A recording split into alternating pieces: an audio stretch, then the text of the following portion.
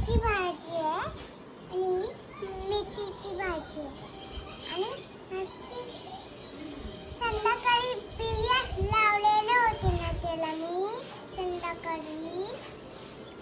संध्याकाळी हे उगवलं, हे पण उगवलं, उगवून ठेवलंय. आता मोठे झाले की